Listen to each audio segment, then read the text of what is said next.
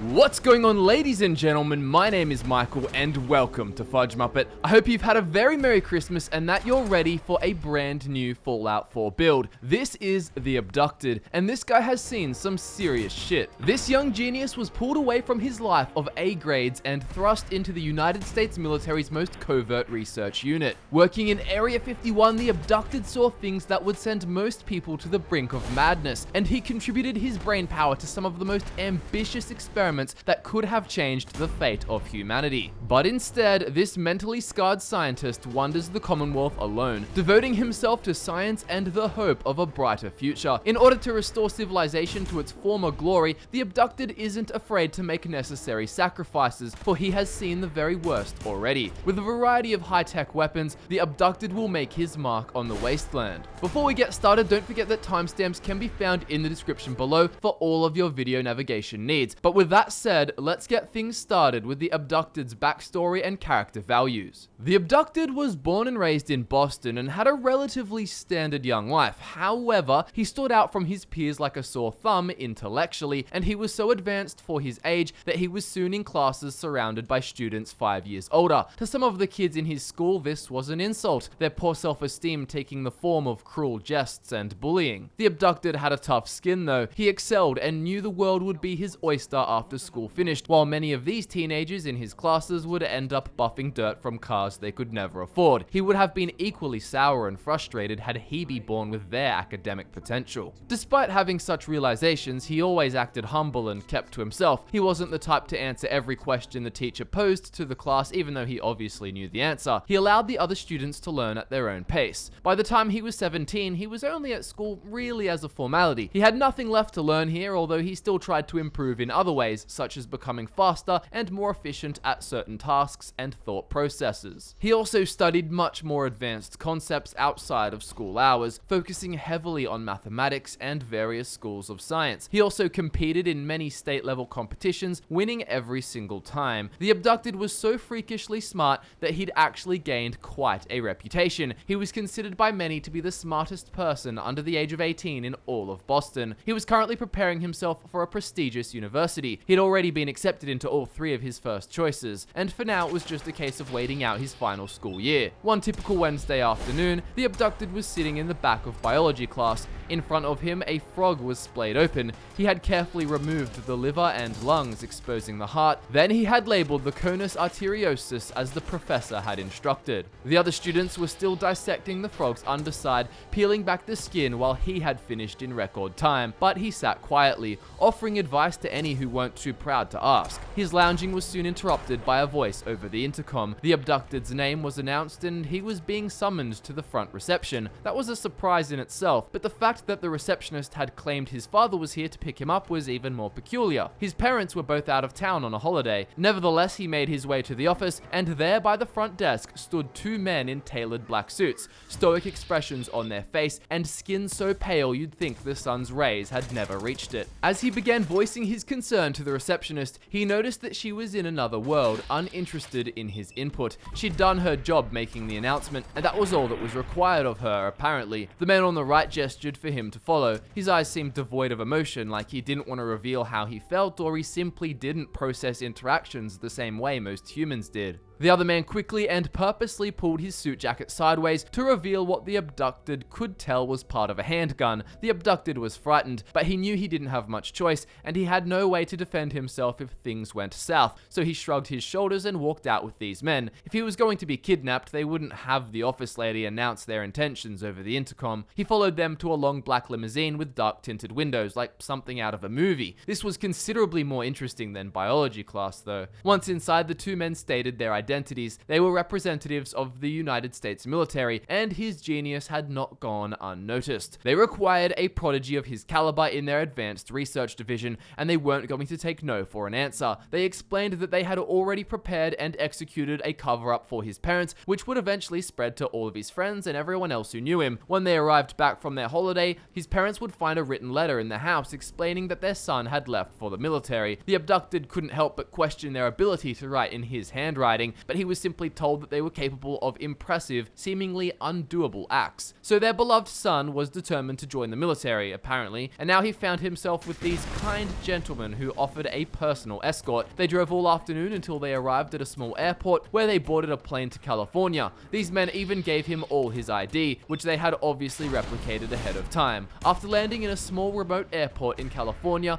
the two men escorted the abducted to a sturdy-looking Jeep and drove onwards. Any signs of urban structures thinned out until nothing remained but desert on all sides. They left California and entered Nevada, driving further and further into the middle of nowhere. When he saw the fenced-off base in the distance, he could easily guess where he was being stationed: Area 51. Upon arriving, he was shown around the rooms and areas he would have access to and told he wasn't allowed to go anywhere else. He was then briefed by a number of stern-looking generals and an array of scientists, but they couldn't compare to what he'd be looking at soon. When asked about the possibility of extraterrestrial life, he began to gauge the seriousness of the research he was being involved in. He had no doubt that extraterrestrial life existed in the universe, but he was confident that humans would never make contact with it. The chances were astronomical. Oh, how wrong he was. The first thing he saw was enough to leave him completely dumbfounded. His whole life he had been made to feel like a genius, but when he saw the remnants of an unidentified flying object salvaged from a nearby crash site, he was aghast. The alien designs, using materials he was completely unfamiliar with, filled him with so many questions, but that was only the beginning of his new research. After being filled in on this technology, he was allowed to study it to see what he could discover. He didn't get too far before his superiors decided to try his eyes on something new. The abducted found himself lurched over the two pilots of that salvaged spacecraft. What he saw made his blood turn to ice in his veins. The hairs prickled on the back of his neck, and he was bombarded by the feeling that he was going to faint and vomit at the same time. But the 17-year-old regained his composure. He stood by and watched as the alien, whose body had not been destroyed too greatly in the crash, was dissected. The bulbous dome-like eyes of the dead thing seemed to probe his mind as he stared at it. The creature had no pupils, so he couldn't tell where the thing would have been looking if it were alive. And the anatomy of it was nothing like anything he'd seen before. It was more insect than mammal, and its blood, at least when oxygenated, was a luminous green slime. When an artery was cut and the ooze came forth, many of the researchers left to empty their stomachs. The abducted took a deep breath and forced himself to look upon this thing. He had waited his whole life for a challenge worthy of his intellect, and now he had found it. This entire experience had borderline traumatized him, but he found it too fascinating to be mad. He promised himself he wouldn't falter. While nothing quite disturbed him, like the sight of aliens, his other projects were enough to drive the common man insane. He read over the blueprints for the US military's teleportation technology. It was a magnificent feat of science, but he couldn't help but feel the ambition was ahead of the tech. He watched from the control room as one brave volunteer stepped up to the platform. The entry pad and exit pad stood adjacent to one another, and in theory the soldier would dematerialize on the entry pad before re-emerging with the same chemical makeup on the exit pad. If only it had been that simple. The machine started up with a powerful whirring sound, and the air seemed to fill with electricity, and then the teleporter activated. The volunteer soldier dematerialized, but he didn't vanish cleanly as they had hypothesized. Instead, he was eviscerated. Blood exploded from his body as he disappeared, and the mist of crimson hung in the air as if gravity left with him. On the exit pad, bones and viscera appeared in a heap. The abducted didn't cover his eyes like the others. The experiments continued for years, and soon he became accustomed to the horrifying nature of his research. When he finally returned to civilization, he did so as a veteran of war. He was relocated to Boston, where he was from, and was tasked with attending veterans meetings, keeping the truth of his military service completely secret. When he met a local woman named Nora and settled down, he opened his heart to her, confiding all of his thoughts and feelings with her, except for those years at Area 51, and he knew it wouldn't be too long before he was called to go back. That secret he would take to the grave, a grave which seemed to beckon him on the day the bombs fell. When he wakes up in Vault 111 with a murdered wife and the world gone to ruin, the abducted tries to face the adversity the way he did in his years of research. He will weigh up the facts, putting his emotions away in a dark corner of his mind, burrowing them in the same place he put the other terrors he'd seen. In the wasteland, he will use his intelligence for scientific advancement. In its current state, he believed that the US would either deteriorate altogether or come back stronger. For that reason, he will seek out the Institute after hearing of them. To him, this organization represents the best interests of the Commonwealth and the country as a whole, more than any of the other factions. Civilization could only be restored and prosper with great sacrifice, and no one knows this better than the Abducted. He will work with the Railroad until he finds the Institute. Once joining the Institute, he will marvel at their technology, much of which he would have dreamed of having at his disposal while working in Area 51. The environment here was safer, more sanitary. He feels that he can combine a life of science and security at the Institute, whereas at Area 51, he couldn't exactly feel at home, for every room and every corridor seemed haunted by the things that went on at the base. While the Institute do carry out research of a questionable morality, it is nothing compared to what he has seen, and will therefore not trouble him the same way it would a common person or even a common scientist. Even though he understands scientific achievement through morally ambiguous sacrifice, that does not mean that he is in any way sadistic or evil. He simply believes in facts and the greater good when it comes to science. He has no desire to harm people, but he will make the tough decisions if no one else will. He will pursue knowledge and the prosperity of his organization and the Commonwealth above all else. At the beginning of the game, the Abducted special stats will be 1 Strength, 1 Perception, 5 Endurance, 1 Charisma, 10 Intelligence, 4 Agility, and 6 Luck. The special book in Sean's room will be used to bring his luck up to 7. This will allow us to get Critical Banker faster. Due to his low resistances, a solid investment into Endurance is important. We will add more stat points in as we level up,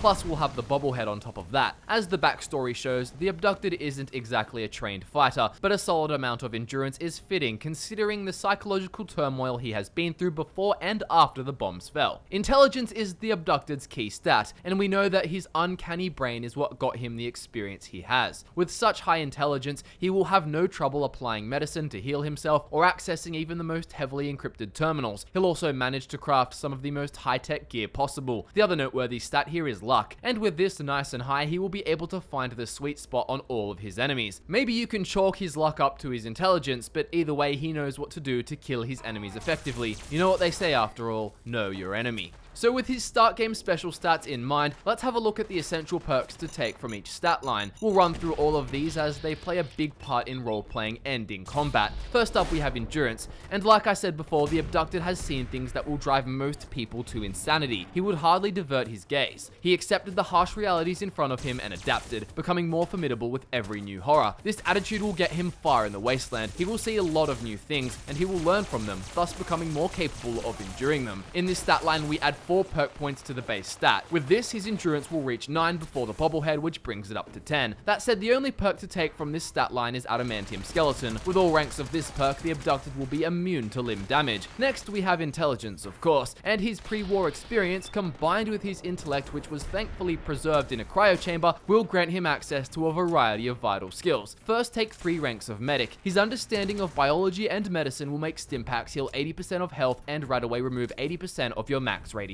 After that, there's 3 ranks of Hacker. This will allow you to hack master terminals and all difficulties below it. Finally, there's Science. We're going to take all ranks of this perk to gain access to all 4 ranks of high-tech modifications. While it may not seem substantial, the Abducted will have 5 points of agility after getting the Bobblehead, and this will give him the necessary prowess to wield all of his weapons effectively and with enough action points to trigger the crits in his critical heavy playstyle. So all ranks of both Gunslinger and Commando will be incredibly useful. With these perks maxed out, non-automatic pistols will do double damage and also have a chance of disarming or crippling an opponent. Pistols will also have increased range at rank 2 and 3. Then with Commando, automatic weapons will do double damage, have a chance to stagger, and will have improved hipfire accuracy. The final perk from this stat line is Action Boy, and with all ranks, action points will regenerate 75% faster. This is great for any VATS using character. Last up we have Luck, and this is the key to the Abducted's serious damage dealing potential. We'll be dropping 2 perk points into the base stat. All ranks of Scoundrel will significantly increase the amount of ammo you find in containers. Plus, if you're lucky, you may gain ammo when firing the last of your magazine. Next, we have 2 ranks of Idiot Savant. Now, I know what you're thinking. This character is a genius, so why would he take Idiot Savant? He's got high intelligence. Well, even though it may not activate its effect often because of his high intelligence, when it does,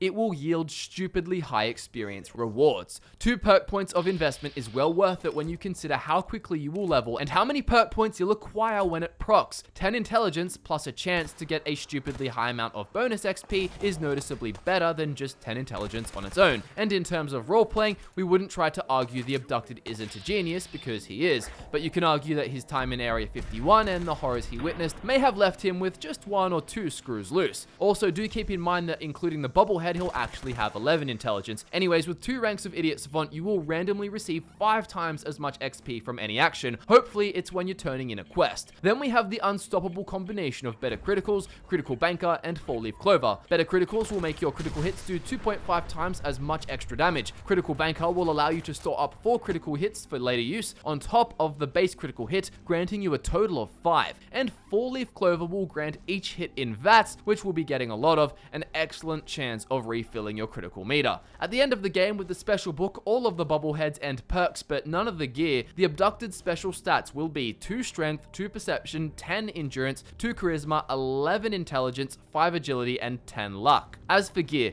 the Abducted will have 2 aesthetic options. First is the Clean Room suit, which adds +2 to Endurance. The other is the Hooded Clean Room suit, a variant of the same outfit. The hooded version is a great alternative should you want to change it up, and it also offers the same benefits, but also adds 100 points of rad resistance. Wearing the hooded one makes the most sense where there is radiation around, but in terms of role-playing, it's great for any situation where you may want to hide your face. As for weapons, there will be a total of 4 options, all optimized by the Gunslinger and Commando perks. There's Lorenzo's Artifact Gun, modified to be automatic. You can keep it single fire if you want, as both will be covered by your perks. This Gamma Gun has the unique effect of stunning or knocking enemies back in an area of effect when fired. The next gun is Righteous Authority. This legendary laser rifle doubles critical hit damage and allows the crit meter to fill 15% faster. Fully upgrade it with an auto receiver and get the boosted gamma wave emitter instead of the overcharged capacitor for some burning damage. Then add a reflex sight. Until you get this unique weapon, a standard laser rifle works well enough. Next, there's Experiment 18A. This legendary plasma rifle fires 25% faster and reloads 15% faster. Upgrade it fully and make it automatic once again. Use a reflex sight as well, and also use a standard plasma rifle until you can get this variant. Finally, we have Hub's Alien Blaster with no scope and modified to run off fusion cells. Use the normal Alien Blaster until this one is available. This gun has the same legendary effect as Righteous Authority and will be fantastic for role-playing and also for killing people. Companions aren't necessary, but as you don't use Lone Wanderer or Stealth, there's no reason not to keep one with you. If you choose to take a companion, X688 would be the most appropriate pick. The Abducted isn't interested in building short-term settlements in the wasteland. He is more interested in the bigger picture and will use the Institute HQ as his base of operations. Subscribe to FudgeMuppet if you're new to the channel, and give the video a like if you enjoyed it. Timestamps can be found in the description below for video navigation, as well as links to all of our social media. As always, thanks so much for watching. I'm Michael, and I look forward to nerding out with you again very soon.